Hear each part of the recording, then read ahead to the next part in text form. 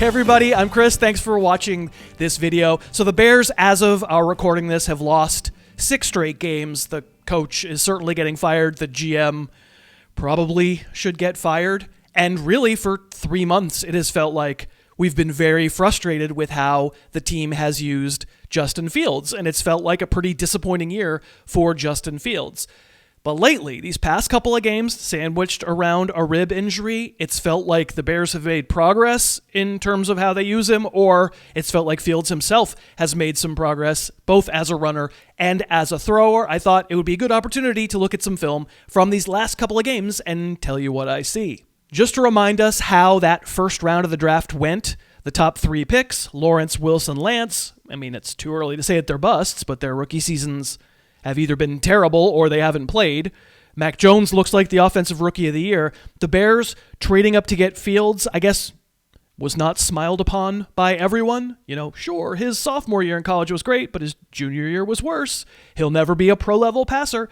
You know, I don't think anybody doubted that Fields could run, but the question was, could he be a winning thrower? And it's fair to say that things did not start great for Justin Fields. He had a lot of fanfare. Andy Dalton got hurt week 2. Fields came in. I think most observers were excited. Matt Nagy made all kinds of mouth sounds about how Dalton was still his quarterback, but he got shouted down. Fields is the future. The future starts now. Here are some growing pains for sure. Fields has started every Bears game that he's been healthy in since week 3. Now, you also may remember that one of the last straws in the NFL media and Bears fans in general losing faith in Nagy was, cool, great, Justin Fields is playing. So why are you basically running the Andy Dalton offense? This is week 5 against the Raiders. The Raiders do what they do on defense, single safety high, Damian Williams moves pre-snap, and nobody moves on the Raider defense, so we know exactly what this is. It's man coverage on the outside, zone in the middle of the field. So what's the play call? Is there an audible? Is it any play action? No. Is it read option with my mobile quarterback? No. Will he bootleg? No. Will he roll out? No. It's a throw against man coverage. It's a tight end against a corner. Not a great matchup. Nobody's really open. It's got no shot. This is an Andy Dalton, got to throw me a perfectly accurate ball or else the play doesn't work. That's the kind of play this is. And listen, this isn't really a video on Matt Nagy, so I'm not going to show you every play from the Bears' offensive season. Of course, they did some moving of Fields around. This one does have play action. You're just going to have to trust me. It's not been an adventurous playbook for most of the year, trying to build around what we know Justin Fields does best. Too much relying on him standing in the pocket, picking out receivers, hitting tight windows. Stuff that we eventually, certainly, want him to be able to do, but stuff we suspected wouldn't be his strength right away. But when this play happened against the 49ers in week 8, I almost fell out of my proverbial chair. What? You're running a zone read? I mean, it's not the first one they ever ran with him, but on film, I went back and looked. It was the first one that I could find on film since week 3, which seems like not very good idea. And lo and behold, the option keepers have been quite a bit more common in Fields' more recent games. It's not like he's busted any long touchdowns, but this just seemed like the easiest coaching decision in the world, moving from Dalton to Fields. Of course that you would build several of these carries in per game. Of course you'd encourage Fields to keep it more. It's what he does. It's what he came into the NFL ready to do. But this took about 3 months for the Bears to start implementing. But you know what? Like I said, I'm not really here to bury Nagy. I'd rather talk about progress that we've seen in Fields as a thrower. From the end of the Steeler game in week 9, when Fields led a furious comeback, let's freeze this play when he hits his back foot. First of all, good protection. He gets to stand in. What's he reading?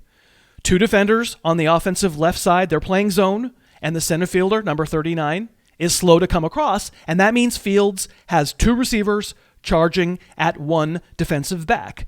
And that defender does not know which of these guys is going to break off his route. He's got to stay as deep as the deepest. Fields does know who's going to break off their route. It's a good, solid, easy read. He makes it. It's a downfield pitch and catch, and Darnell Mooney gains 20. Same drive, start of the 4th quarter. Let's again see what Fields reads when he hits his back foot. The Steelers have sent 6, so the pass protection is key, and he does have time.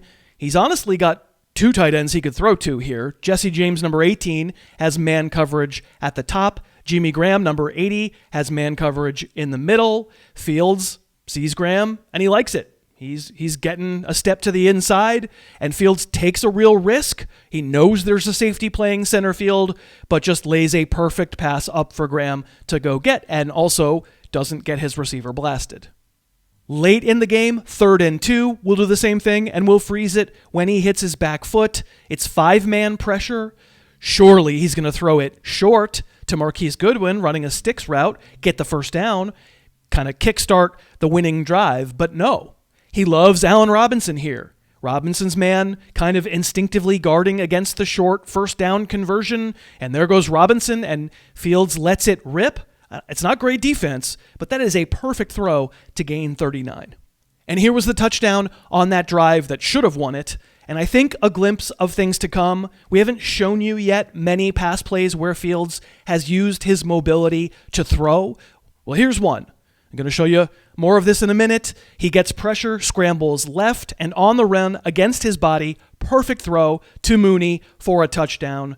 Now, Fields suffered a rib injury the next week against the Ravens. He missed weeks 12 and 13, but we'll come back in a minute and look at the Sunday night game this past week against Green Bay. A quick break to thank DraftKings for sponsoring us again today on the channel. If you live in one of the magic states where you can use a domestic sportsbook, DraftKings really wants you to give them a try, because new customers who bet just $1 on any team to score a single point will win $100 in free bets if that team does in fact avoid a shutout.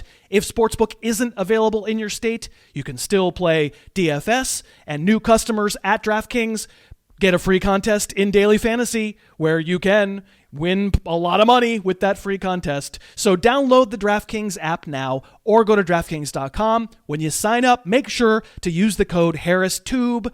If you bet $1 on any team to score a single point, you'll win $100 in free bets. If it happens, just make sure when you go to DraftKings.com or download that app, use that code HarrisTube.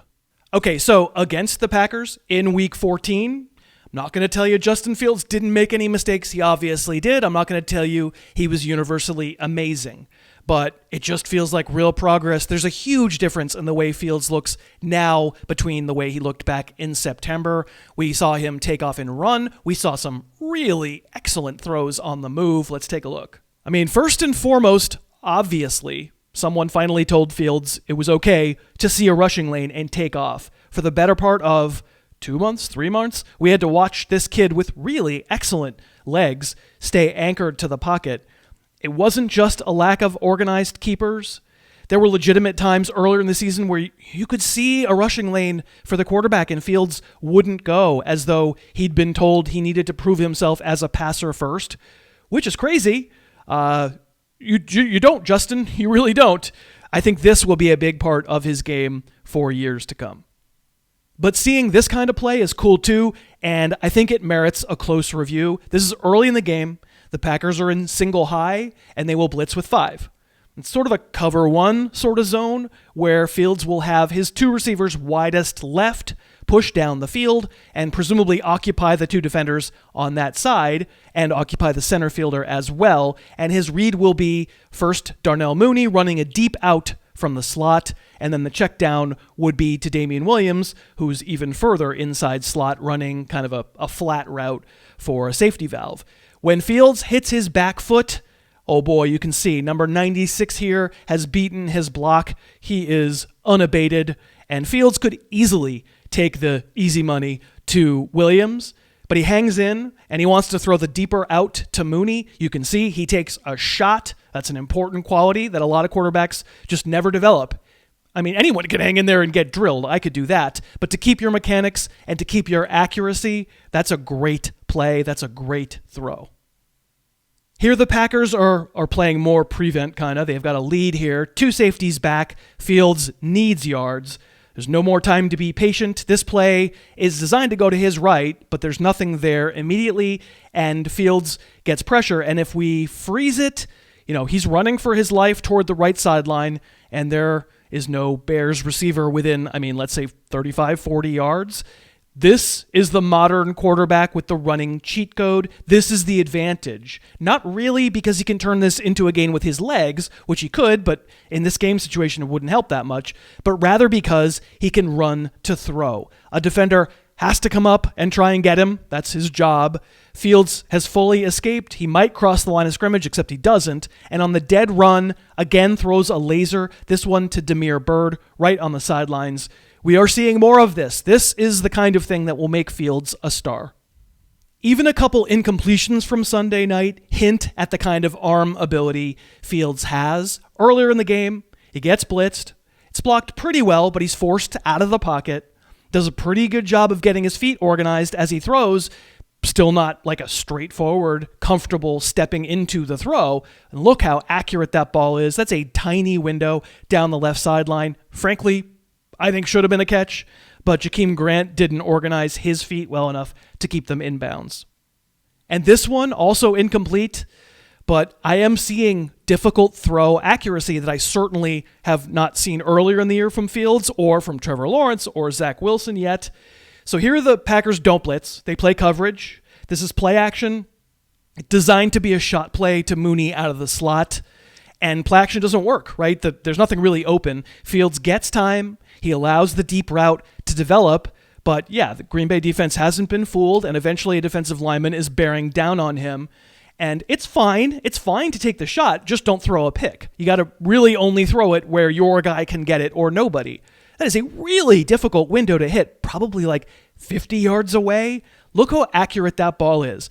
Double coverage, but there's only one guy who can catch it, and Mooney almost catches it with his feet inbounds. That is a hell of a throw. Now we know it's not all rainbows and puppy dogs for Fields. This pick six in the second quarter, I honestly don't think this is terrible. I don't see how Fields could throw it any earlier before the break than he does. I'd like to get on Darnell Mooney for not coming back to the ball, but he's running an out route. That's sort of what you're supposed to do. Sometimes the defensive player just makes an awesome anticipation play like Rasul Douglas does here, going and getting it and returning it for a touchdown. And this one's more like garbage time. Fields has got to try to make something happen, tries the jump throw. It sails on him a little bit. He's losing by 15. There's like a minute to go in the game. This is not a grievous sin. It's what happens when you're a quarterback for a team that has given up 45 points on the scoreboard. Overall, though, I'm impressed. I've seen some deep ball precision and, thankfully, more running than we saw earlier in the year.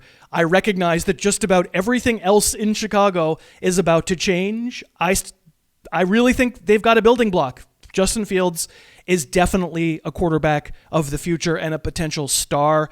I really felt that way back in April. When we got to October, my confidence was very shaken. I mean, not so much because I'd seen him fail, but because it seemed like his coaches had seen him in practice and decided, you know what, we're just going to rein this kid in and not let him do anything. These past couple of games, the Steeler game, the Packer game, I've felt like they've taken the reins off a little bit, and Justin Fields has made it work. He's had some deep ball accuracy and the running that I truly imagine could make him a star in the future, but we're interested in what you think. It's a limited sample size. It's possible that I'm seeing things that aren't really there. Let us know down in the comments. We'd love to know what you think. We'd love it if you'd subscribe to the channel. Thank you so much for watching, and I will see you next time. Thanks so much for watching. Please, please, please smash that like button. Write a comment, tell us who else you'd like to see us review film on, and of course, best of all, please subscribe to our channel and then click that little bell above the subscribe button and you'll be notified whenever we post a new video.